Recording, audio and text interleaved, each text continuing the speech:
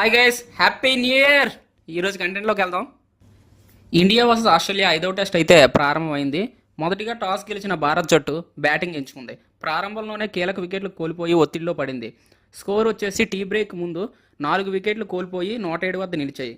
అయితే tea break తర్వాత రోజుని 185 వద్ద ముగించింది అన్ని వికెట్లు కోల్పోయి. ఈ మ్యాచ్లో కీలక నిర్ణయాలు అయితే తీసుకున్నారు ఇండియన్ టీము.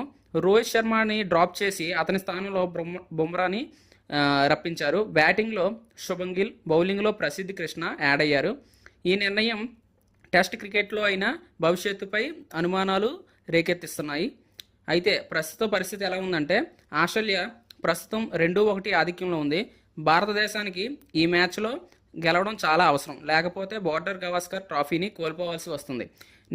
నిపుణులు వచ్చేసి వారి అభిప్రాయాలు చెప్పారు. ఏంటంటే భారత బలహీనమైన ఆరంభం కారణంగా ఈ మ్యాచ్లో ఆస్ట్రేలియా విజయం సాధించే అవకాశాలు ఎక్కువగా ఉన్నాయి.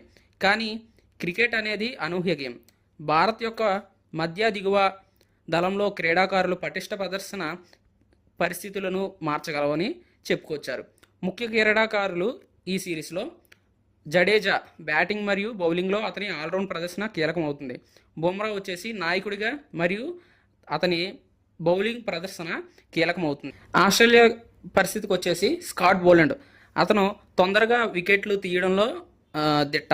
అయితే అతని ఈ వికెట్లు తీసే సామర్థ్యం జట్టుకు విజయాన్ని అందిస్తుంది. మిచెల్ స్టార్క్ అతని వేగంతో భారత బ్యాటర్లను ప్రశ్నిస్తున్నాడు. ఈ సిరీస్ ముగింపు ఎలా ఉంటుందో తెలియదు, కానీ రోజు తర్వాత ఆస్ట్రేలియా పటిష్టంగా కనిపిస్తున్నప్పటికీ మిగతా రోజుల్లో జరిగే ప్రదర్శన తుది ఫలితాన్ని నిర్ణయిస్తుంది. ఈ మ్యాచ్ భారత్ క్రికెట్ అభిమానం అండ్ ఆస్ట్రేలియా ఆధిపత్యం మధ్య కోరుగా కొనసాగుతుంది. ఈ వీడియో నచ్చినట్లయితే like, share, comment and subscribe. Well, they need him at his very best right now. Usman Khawaja just trying to hold him up in the frustration. Come on, let me at you.